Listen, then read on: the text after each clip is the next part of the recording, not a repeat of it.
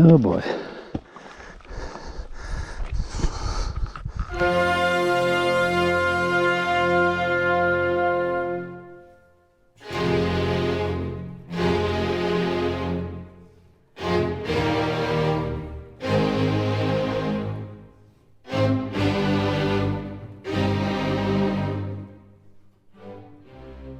Crestone Peak is the 7th highest mountain in Colorado and the highest mountain in the Crestone group of mountains, which also includes 14ers Crestone Needle, Humboldt Peak, and Kit Carson Peak. The Crestone group is part of the Sangre de Cristo range, which was named by Spanish explorers as early as 400 years ago, who were inspired by its reddish hues at sunrise and sunset. This view was taken from below the peak's south face and shows the red-colored gully that constitutes the crux of the south face route. This picture shows a somewhat better view of the gully, while this one shows the actual summit rocks. These clips were taken from the east from the Wet Mountain Valley while going west on Highway 96 toward the Sangre de Cristos. And this one shows the range from the San Luis Valley to its west while heading south on Highway 17. Crestone Needle can be seen on the right, while Crestone Peak itself, or simply the peak as some call it, is on the left. These mountains, like the range they are a part of, rise abruptly from the surrounding flatness with a minimum of foothills, giving them an imposing and majestic appearance. The mountains of this range, while tied somewhat less to 1800s mining history than other ranges in the state, do partake more of southwestern lore and legend, as well as being rich in climbing history. The most well-known legend surrounds the low 13er Marble Mountain, which is to the southeast of the Crestones, and home to an extensive cave network known as Marble Cave, Spanish Cave, or the Cave of Gold. Legend has it that a group of early Spanish explorers arrived in the area and heard tales of much gold within the cave from the natives. The former are said to have then enslaved the latter to extract the gold and then to have ridden back to Mexico with the treasure. Despite this tale, as well as subsequent accounts of the cave's hidden gold, no gold is known to have ever been found in it, although explorations of the cave have yielded various intriguing artifacts, including a hammer from the 1600s. Also shrouded in mystery is the naming of the peaks.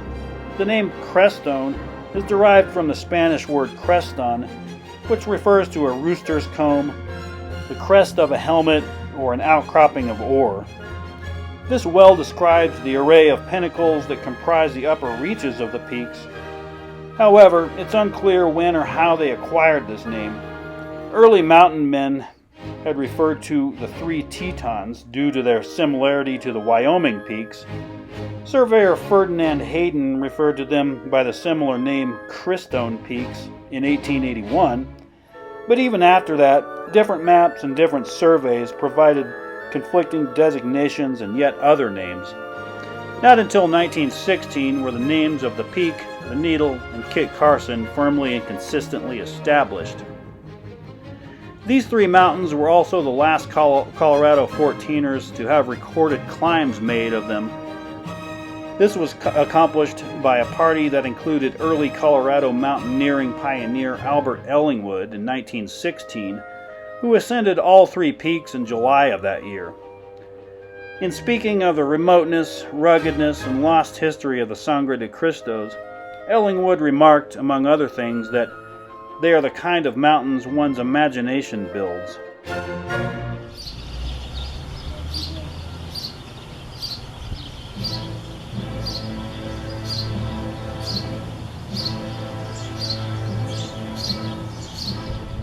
My trip up this mountain brought me to the nearby towns of Westcliffe and Silver Cliff, just northeast of the Crestones. Several years after the arrival in the area of German-descended agriculturalists from the Midwest, Silver Cliff, like many other Colorado towns, was founded upon the discovery of silver nearby and named for the rock formations in which the precious metal was found. The railroad, however, was constructed to run to a point a mile west of town, which is where the town of Westcliffe would be officially founded in 1887. In recent years, efforts have been made to restore many of the railroad artifacts. In addition to its mining, railroad, and agricultural history, the area is also known for its clear views of the night sky, and for this reason is called Dark Sky Country.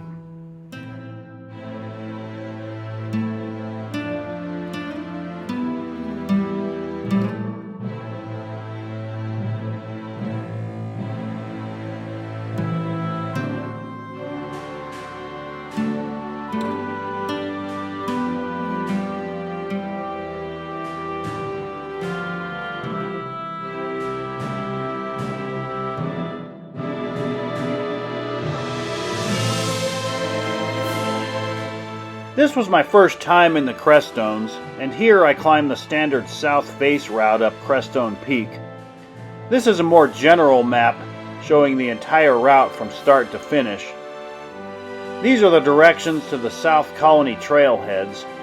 Low clearance vehicles should definitely park at the lower trailhead as the road becomes quite rough above this point. I was actually able to reach the upper trailhead by vehicle, but either way, the endurance stats for this route are very high. For this reason, it may be worth considering breaking this climb up into 2 days by camping up higher and reaching the high summits the following morning. This has the advantage of being less exhausting, as well as keeping you off the highest elevations when the potentially hazardous weather tends to roll in. During the rest of this video, I will be showing more detailed maps of the individual stretches of the route. Anyway, enjoy the footage.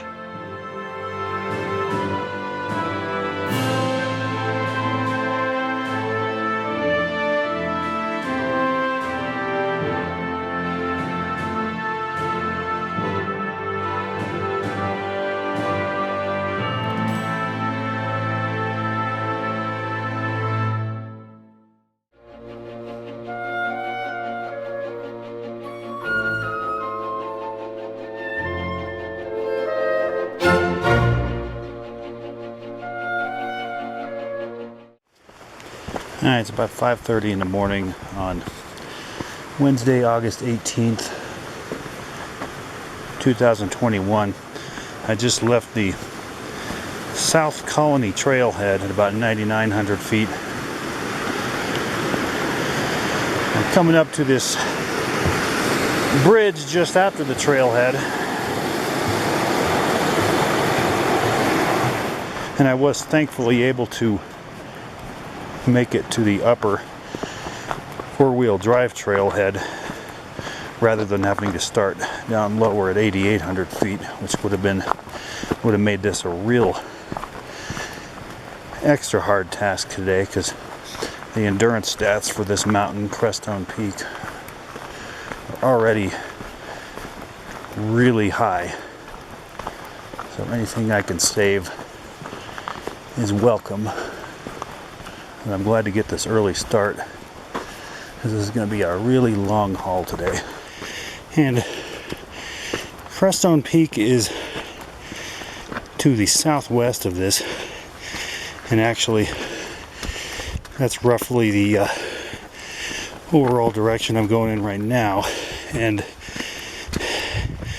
although I did save about 2.5 to 3 miles by making it all the way up to the upper trailhead, I still have, roughly 3 more miles of road left to go before the road ends and I reach the beginning of the trail,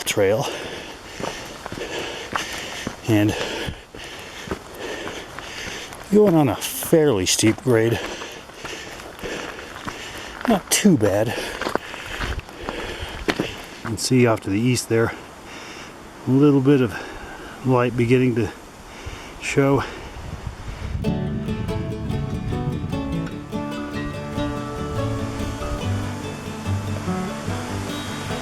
Keep going.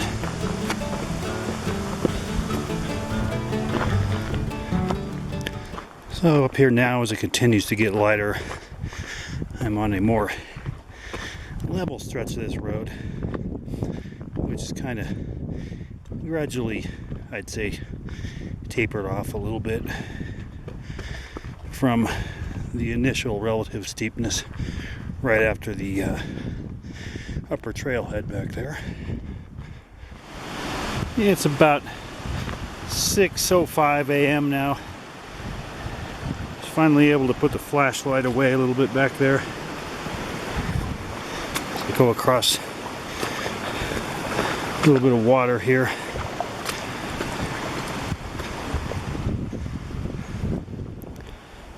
And we have the view starting to open up a little bit, and the road has now been on a little bit more of an incline after that fairly lengthy leveler stretch back there.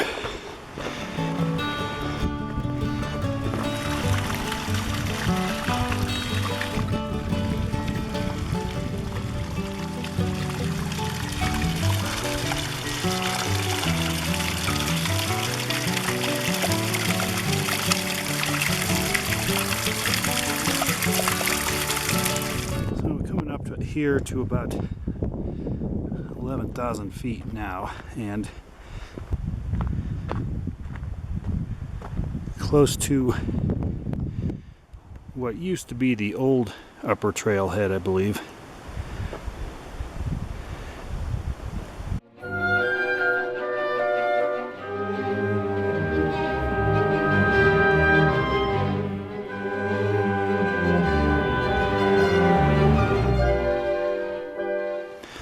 And up here at about 11,000, like I said, and immediately after those signs, you come to this trail junction here, and to the right, we have this sign. If you go to the right, you'd be heading towards Humboldt Peak, and staying to the left, or roughly southwest, we head toward Crestone Peak and Crestone Needle. You can actually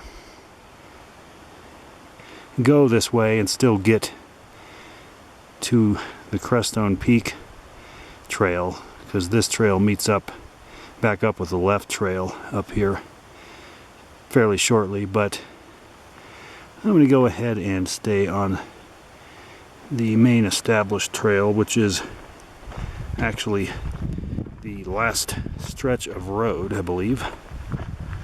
And immediately after that road junction, we'll come into this creek crossing.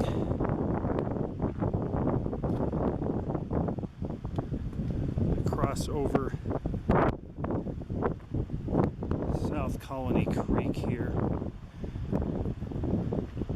Looks like on a series of nicely placed rocks in the water here.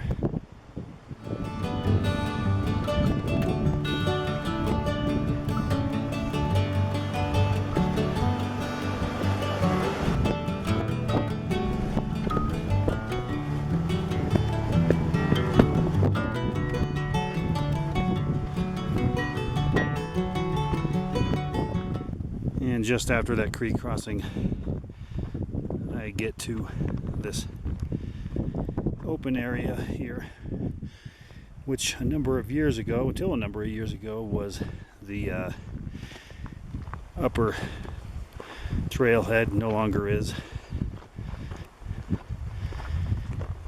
So you go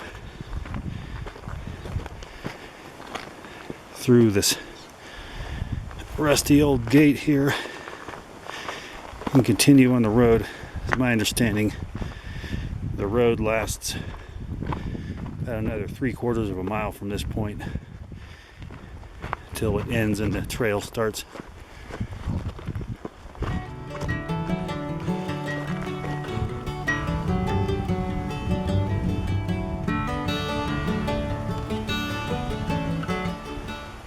So as the view continues to open up here,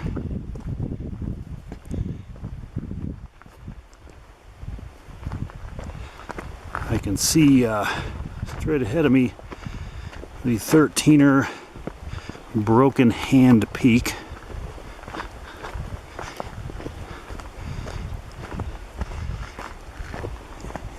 And just to the right of it, we see Crestone Needle.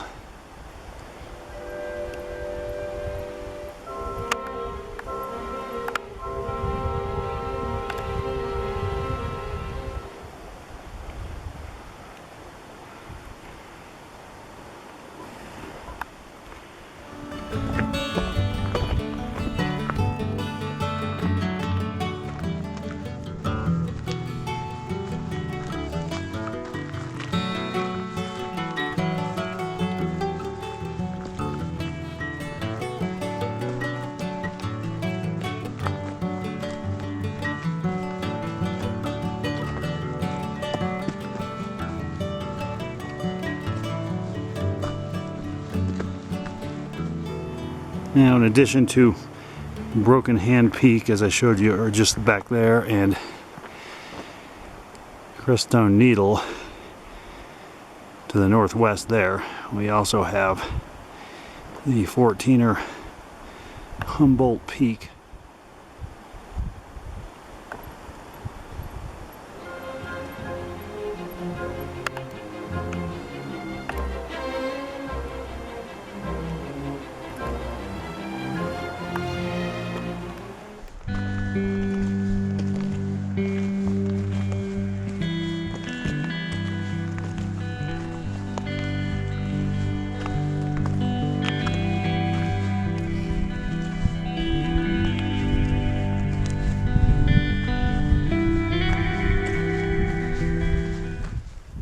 I'm passing under this bouldery slope on the left here.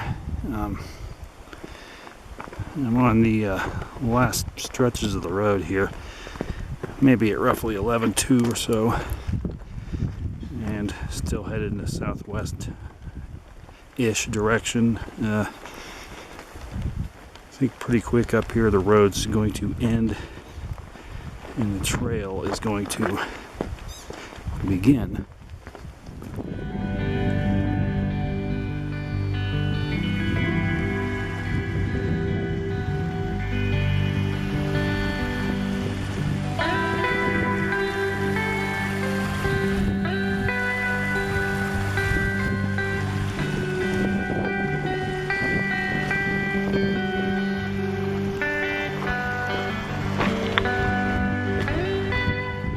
Just after going over that last stream back there, I have veered more towards the north. As you can see, there's Humboldt Peak there. So I'll be on this northward stretch for a little while. And there's a last stretch of road there, probably at about 11:3 now. I've reached the juncture finally where the road ends there and the path commences, still going roughly north.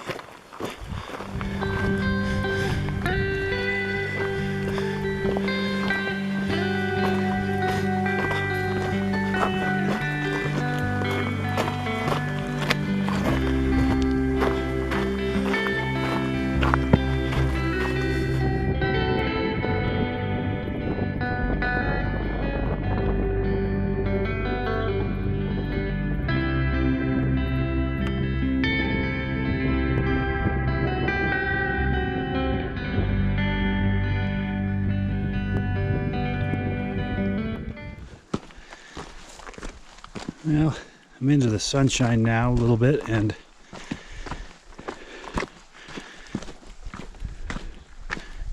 going through these woods northward on the path just after it, not long after it took over from the road. And fairly soon up here, I believe I'm going to be taking a left and going west towards South Colony Lake. It'll be pretty soon up here.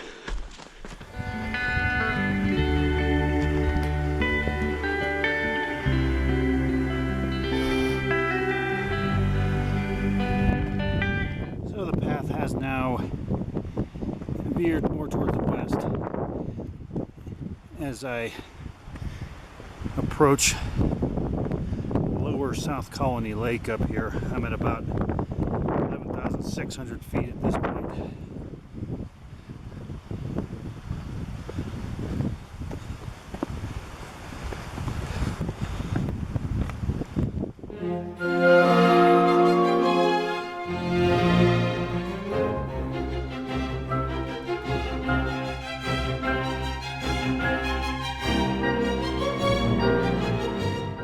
A little over 11.6 here, still going roughly west, and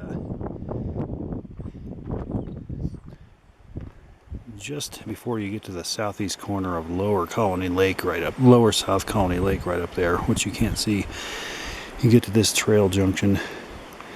The right fork goes more towards the north, and if you want, you can go this way to climb Humboldt Peak. However, I'm going to take the left fork and head off toward the southwest again, following this sign for Crestone Needle, but I also want to take this path in order to ultimately get to Crestone Peak itself.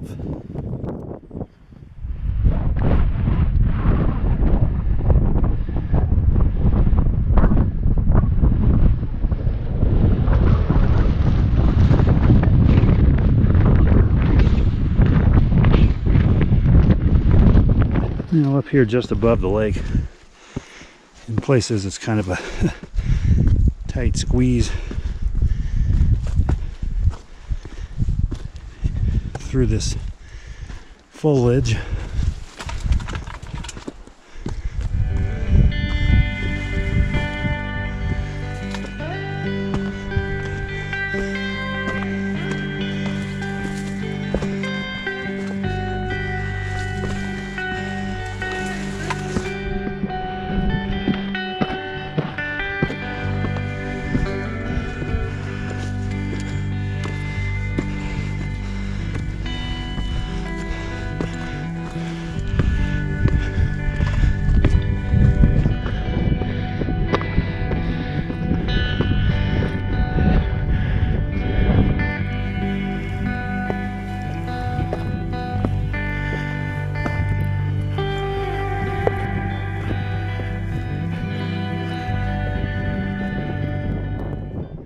So the terrain's been getting rougher up here.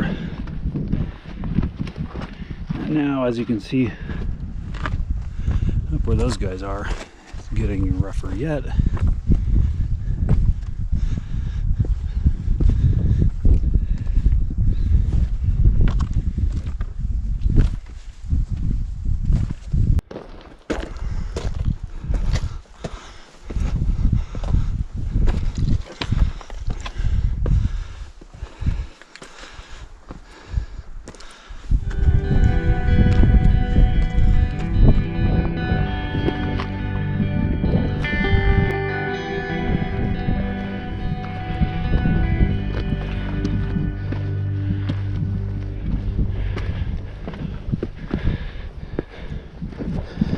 Looks like in places here there are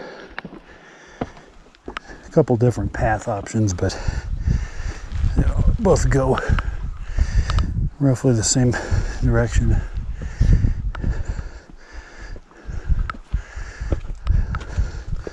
Looks pretty discernible, pretty cairned.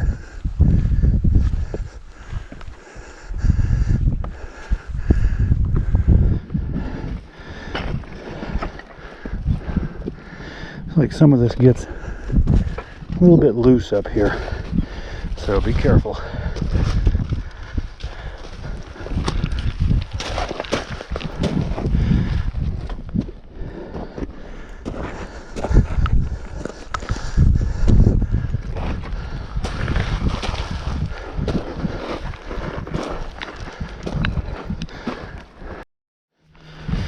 And it looks like after that bit of precariousness, I've reached a little bit easier,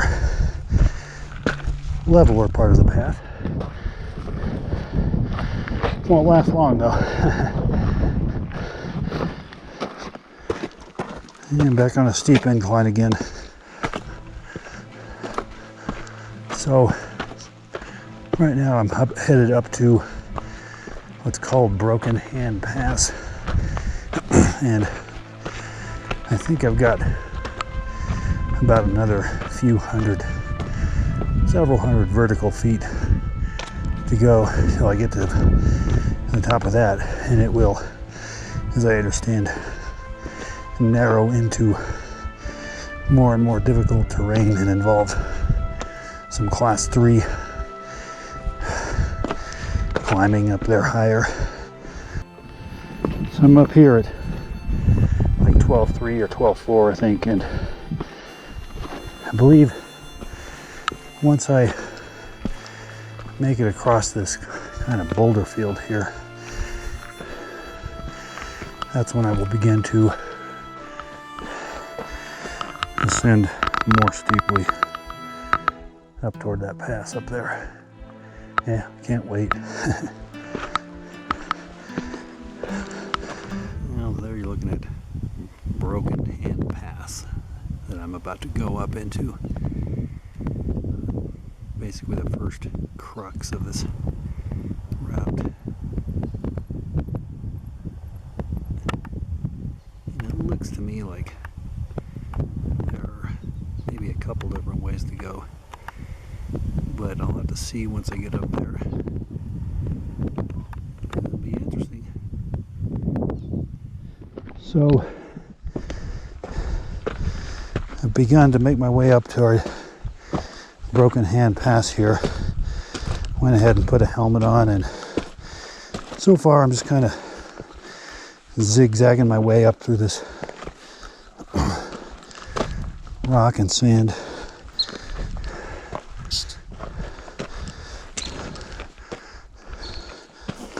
So path up to this point seems fairly well marked but loose.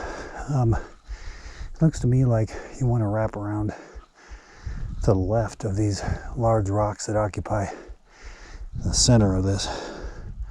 So I think that's what I'm going to do.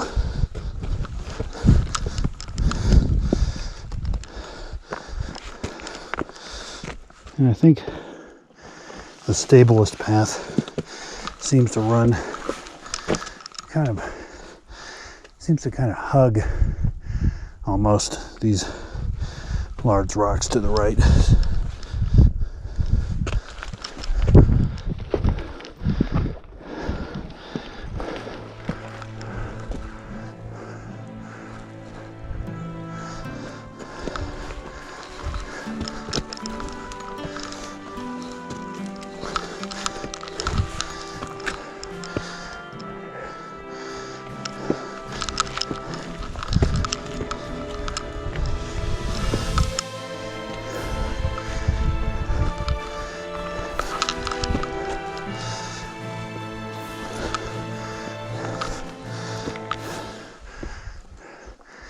Now I've moved over a little toward the left.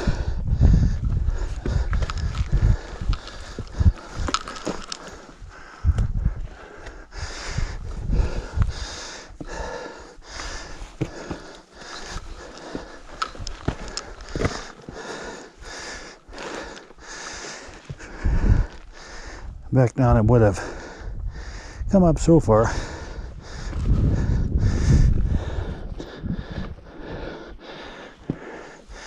Definitely got to make some moves here. So I've come up to this large boulder here, and the path to the right looks way narrow, so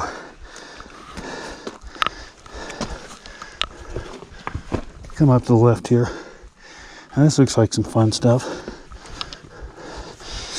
And you can actually see this kind of knobby looking rock here, what they call conglomerate rock, that a lot of this mountain group is composed of. Anyway, I'll pull myself up here.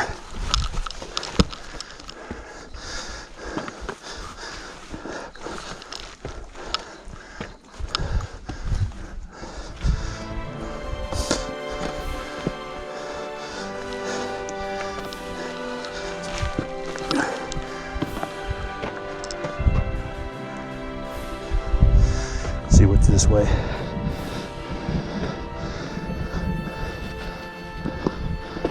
Yeah.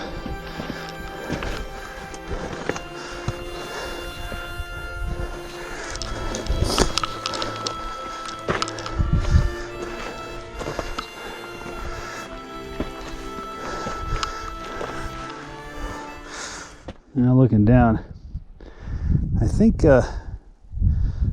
I've emerged from that crux down there, and it looks like up here the terrain eases up a little bit. So let's see how it goes.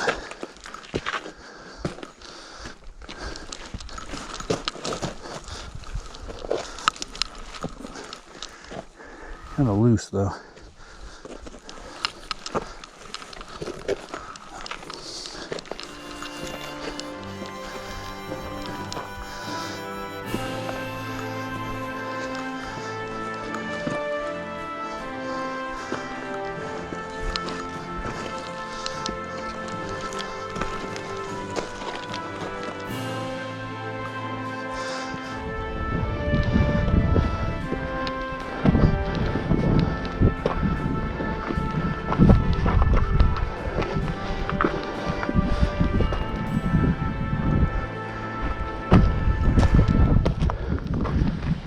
Hello.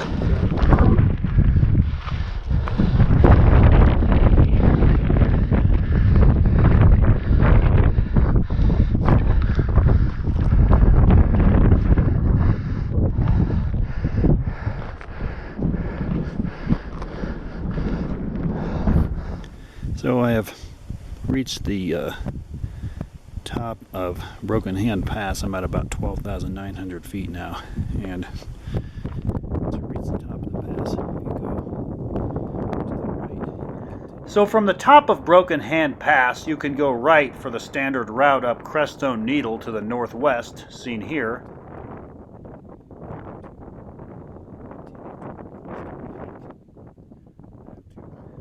And this is the view of Broken Hand Peak to the left, or southeast. But to continue toward Crestone Peak, I had to descend the other side of the pass, and in the process lose pretty much all of the elevation I had just gained in getting up the pass. Go down this path in a southwest.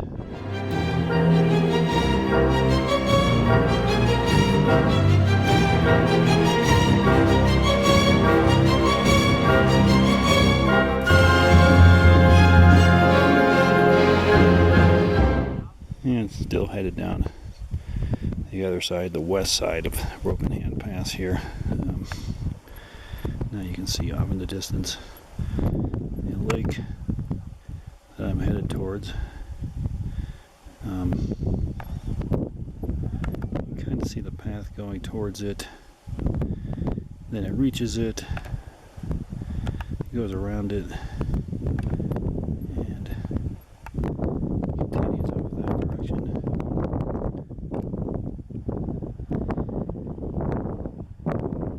Anyways, now there's some loose terrain up here again. Gotta negotiate.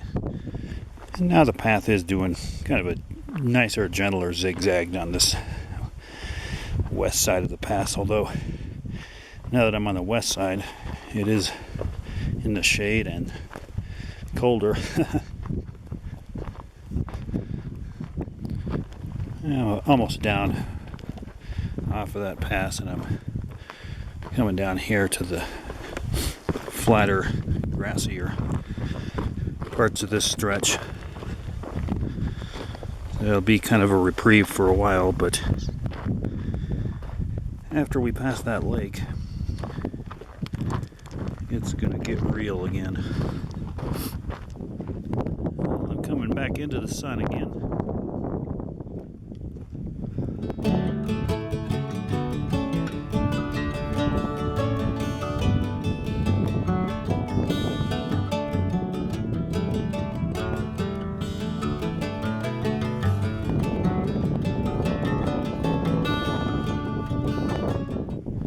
on my way down to Cottonwood Lake. The path goes between these rocks here,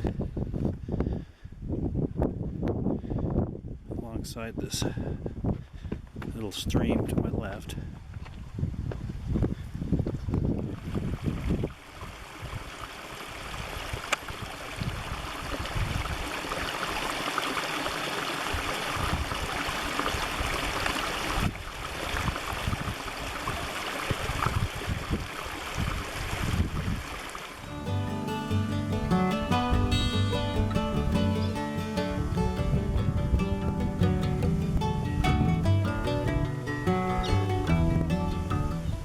So now I am heading west along the north shores of Cottonwood Lake.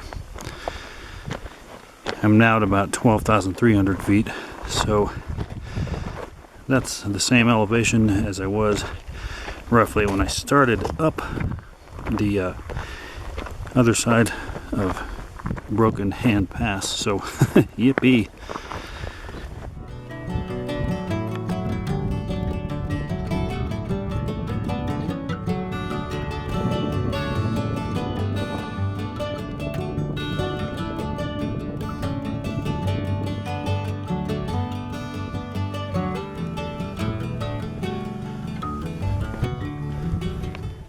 So having passed by the west end of Cottonwood Lake, you're now looking at the southwest ridge of the Crestone Needle there. And continuing this direction,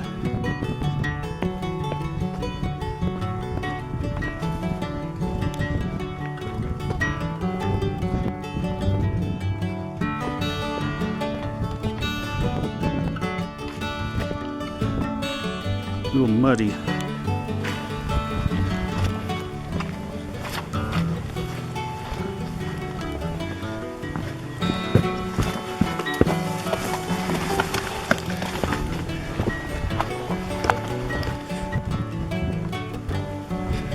I'll weave through some willow bushes along this area.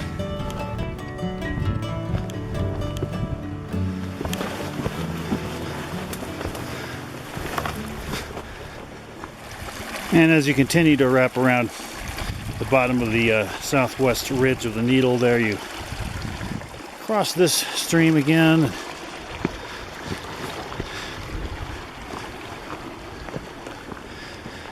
And at this point, you can begin to see the upper reaches up there of Crestone Peak itself. So the path has now taking a turn to the north, and I am headed that direction up toward a decisive encounter with that rock wall up there, which leads up toward the summit of Crestone Peak. What you have to do is eventually go up that red colored gully up there.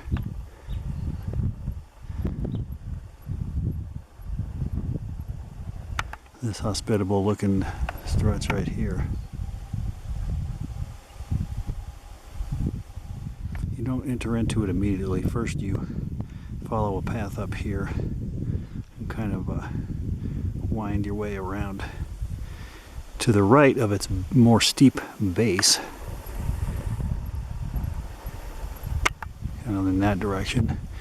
Then eventually you wind up toward the left, and at some point up there enter into the gully itself and go up it. So let's see how it goes. I think there's a better looking path more to the left over here. So I'm winding my way up what seems to have become, anyway, a fairly well-defined rocky path along the east side of the base of that gully.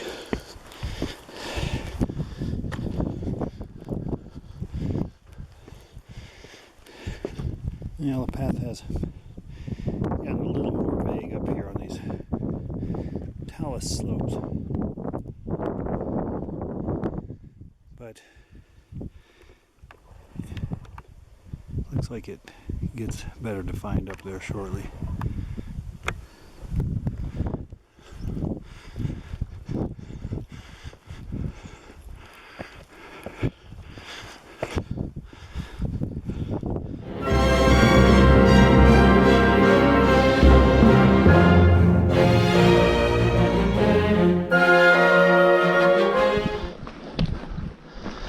I've finally begun my way up the red gully here. Probably at about 13,100 feet right now. My understanding is you have to go up this gully for roughly 1,000 more vertical feet, so it's going to be long.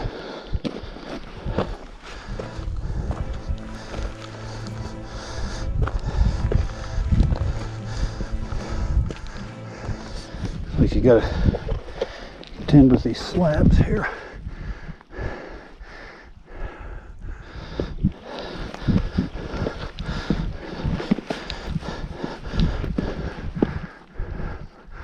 I'm going to go to the left.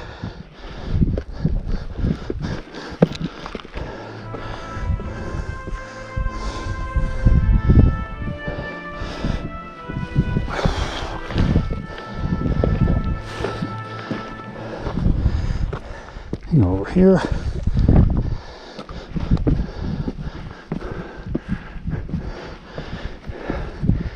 This is kind of cool.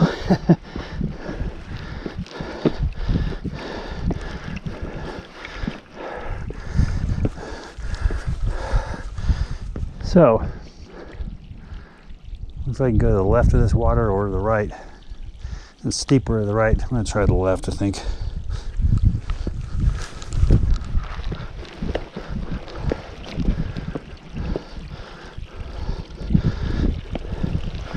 Kind of up some steps here to the left of the water.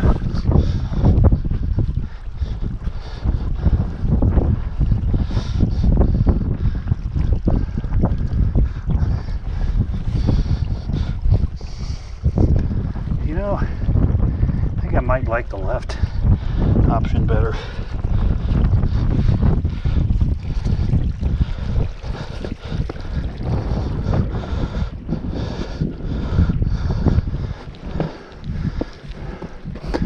It's steeper, but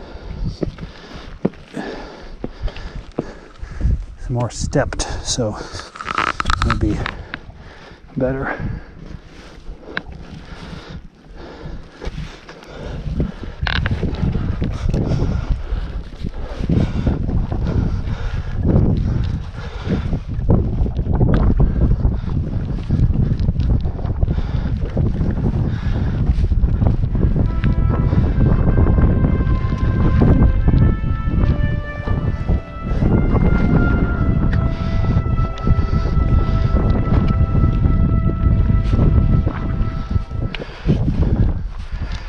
Seemed to work out.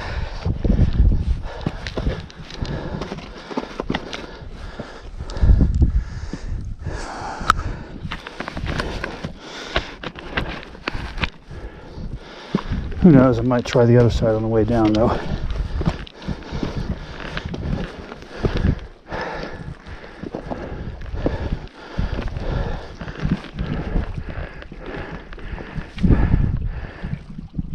Well, it looks like I'm got an either to the right or to the left choice again. I think I'm going to go left on this one. The right looks pretty wet, so.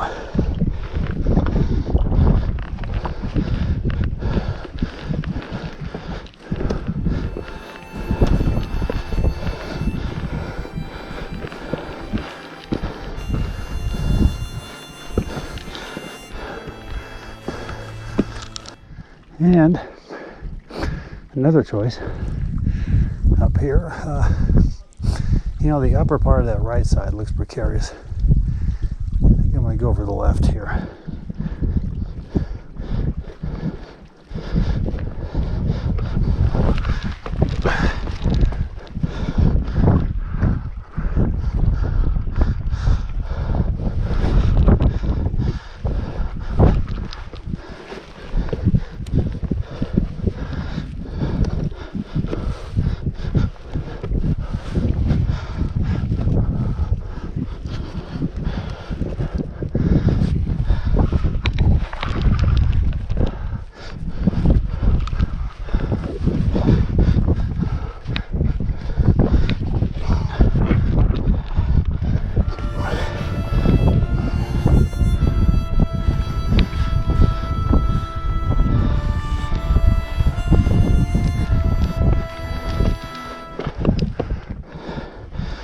Seemed to work out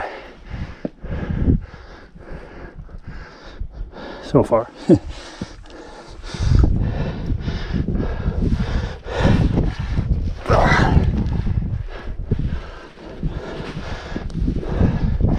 It'd be nice to avoid this damn water. I'm gonna head over the left this way.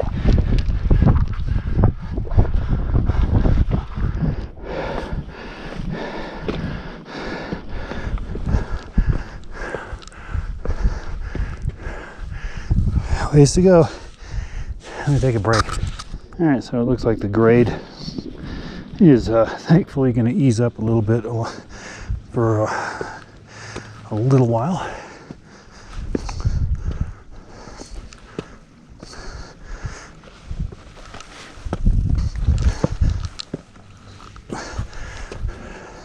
So again, I can either continue to the right here or go to the left. I think I'm gonna try the left. Looks like more dirt and stuff, but looks like it might be easier.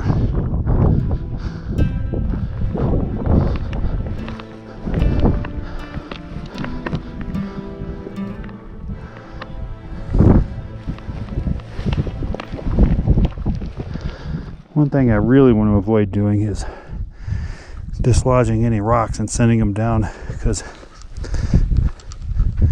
I know there's two guys right below me, and who knows, there could be other people down there as well.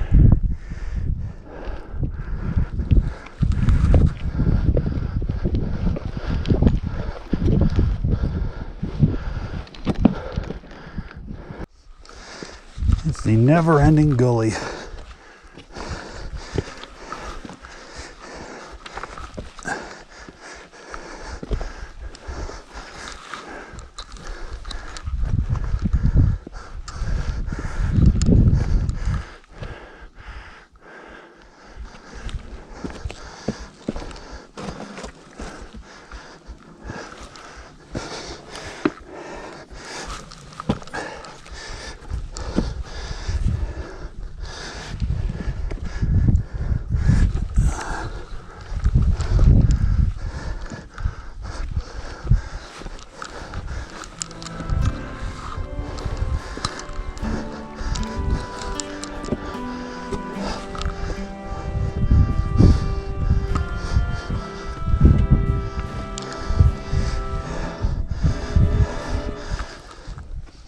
Just another exercise in choosing which side looks best to me.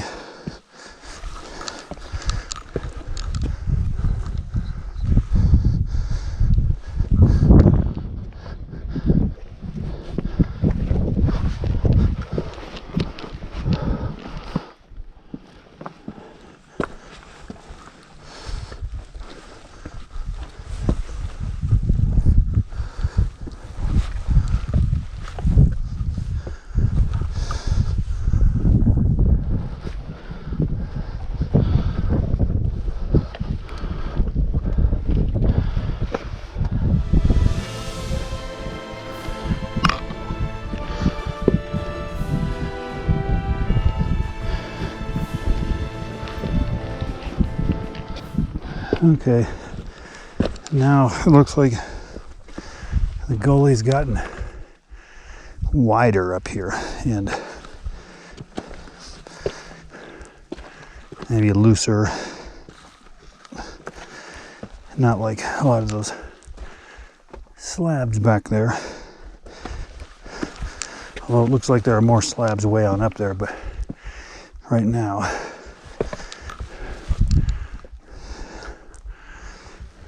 maybe I can choose a slabbier path. I want to avoid the loose rocks, like I said.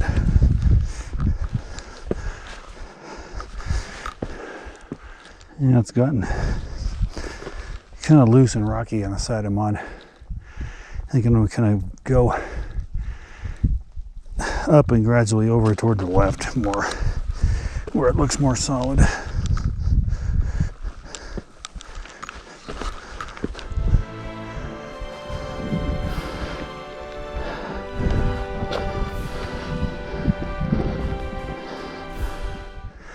And back here on the left side, I again come to a redder, steeper, slabbier stretch on the gully that never ends.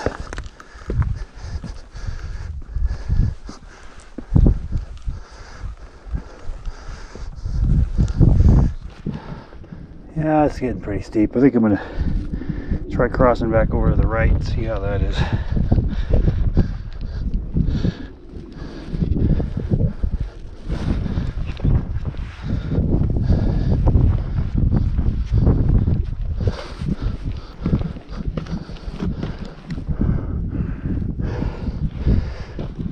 Could be better.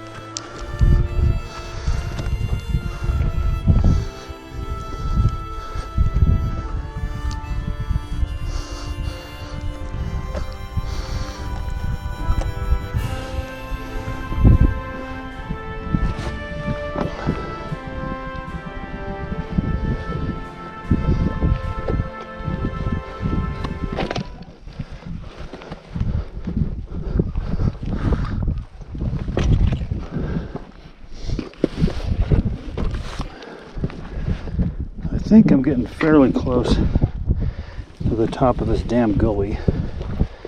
A gentleman that I just passed, he was going down. He said the markers get a little bit easier to follow as I get farther up here.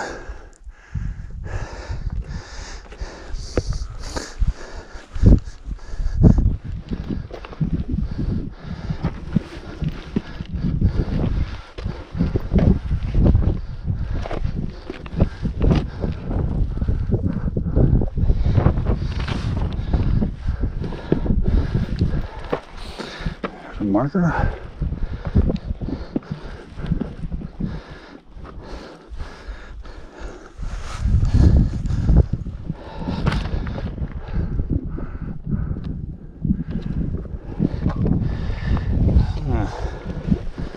don't like this looseness here.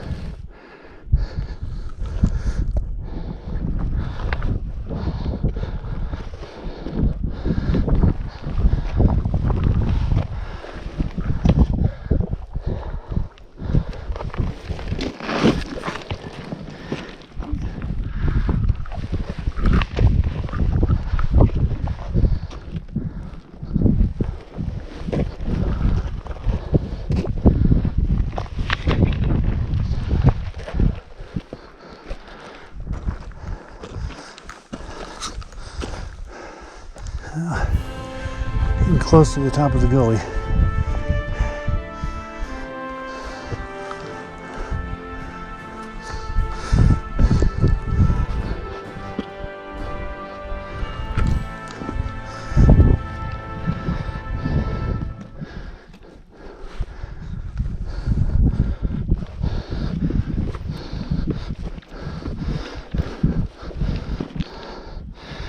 Oh boy.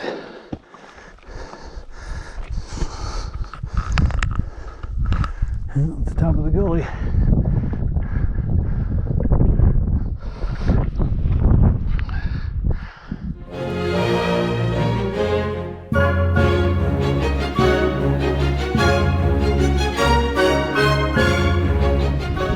I think I've come up too high, and I should have gone over to the left like they're doing.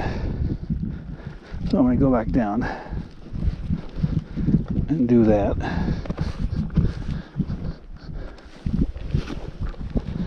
Okay, I think I am now at the turnoff where I needed to turn left to start heading up the final pitch. As I had gone up too high, now I'm back down here to where I think I need to be, about 14.1, I believe.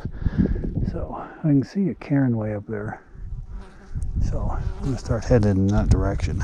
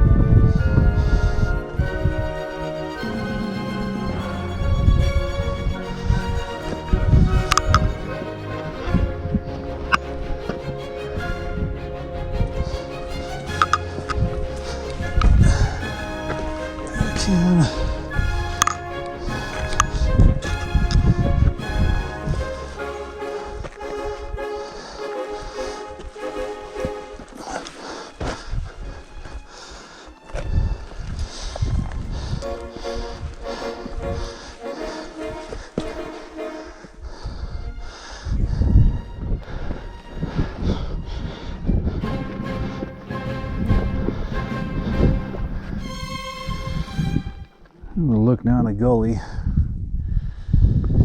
and the steep side of this thing. Continue up these ledges along this final stretch here.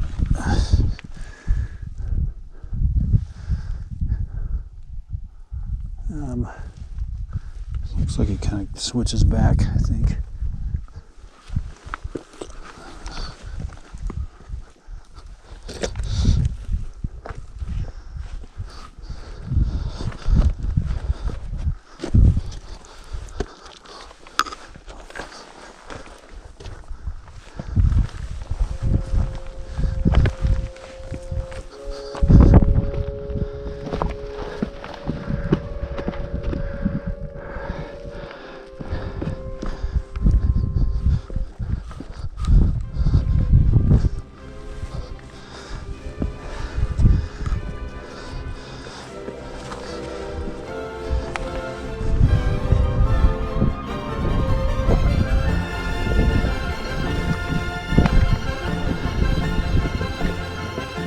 Now I'm just kind of zigzagging back and forth on these rock ledges, trying to find the rock markers as well as any intermittent sections of trail.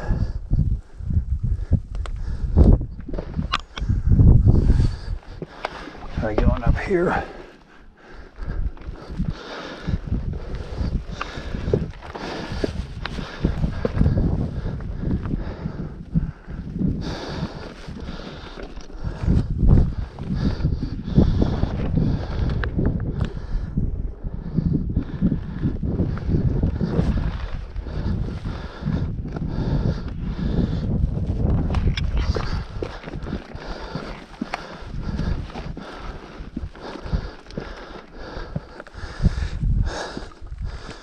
Check that out.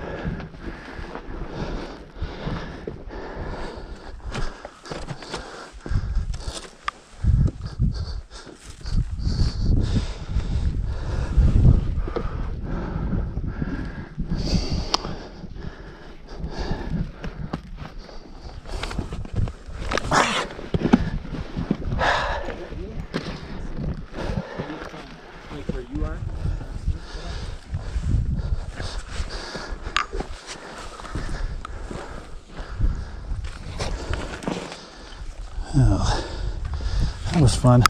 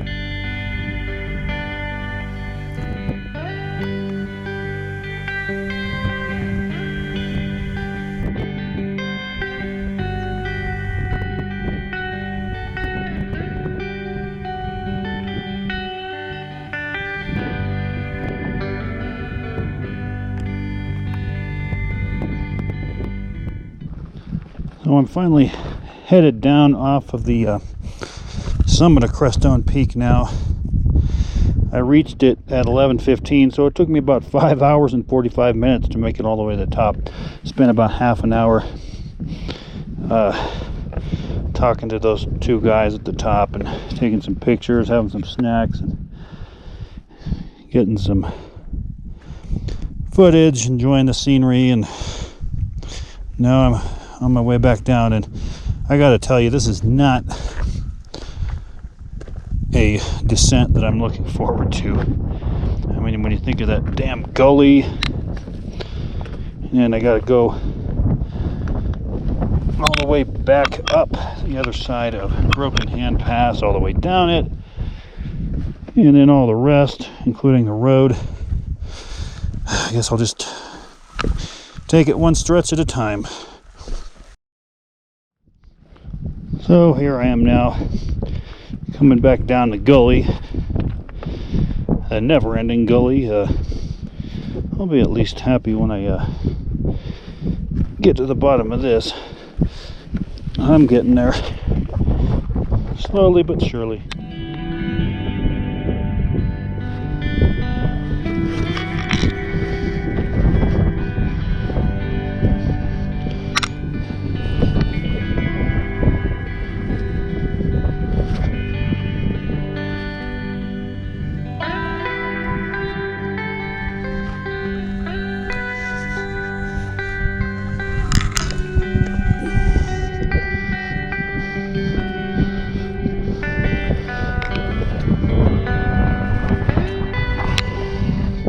On this gully descent, I am finding myself using, I think, some different paths than what I used on the way up. For example, I've gone on this kind of side path to the left, well, on the right going down, but this kind of side path away from the middle of the gully, which is what I used more of on the way up, I think. So there are a number of different ways to ascend and descend this thing, and to avoid descending that crux in the center of the gully, I'm continuing on this path on the right, however. So guess what section I'm still descending? Not the gully. Alright, sorry, I mean the gully. I'm getting down here. I'm almost about to leave it though, thankfully.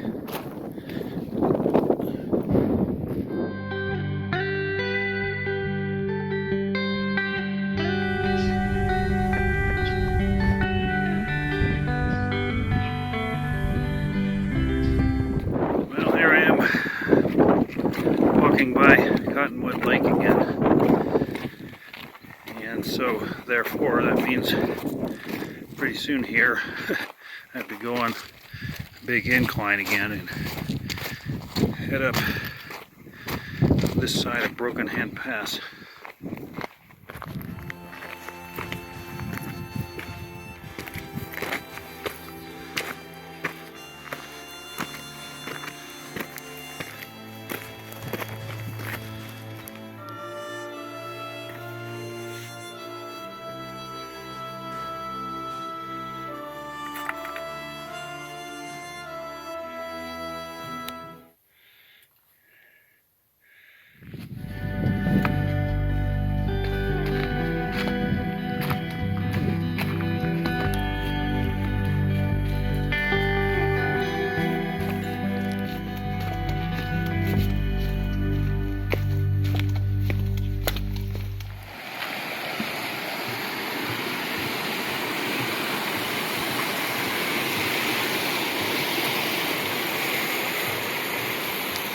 So it's 5 p.m. Long day again. What a mountain. I'll have more to say about it in the final comments. Just to give some final thoughts, it took me nearly 11.5 hours to complete this route from the upper trailhead, which, as always, includes the fumblings of documentation, and plus, lately I've been trying to descend a little more slowly to try to minimize bodily wear and tear. But nevertheless, this is a long, challenging route. And it should be mentioned that if you climb this route anytime before roughly mid-July, you are likely to need to come prepared to negotiate snow on the route's cruxes, which are Broken Hand Pass and also the Long Gully, which is the main crux. And again, especially in the gully, do be mindful of both the potential for causing rockfall and for being on the receiving end of it, and do wear a helmet. And one final remark, I'd say that all things objectively considered, the endurance stats, the climbing challenges, the route finding, and the hazards, this is probably the hardest mountain I've ever climbed.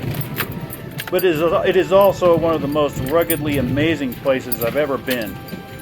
All that being said, I'll see you on the next mountain.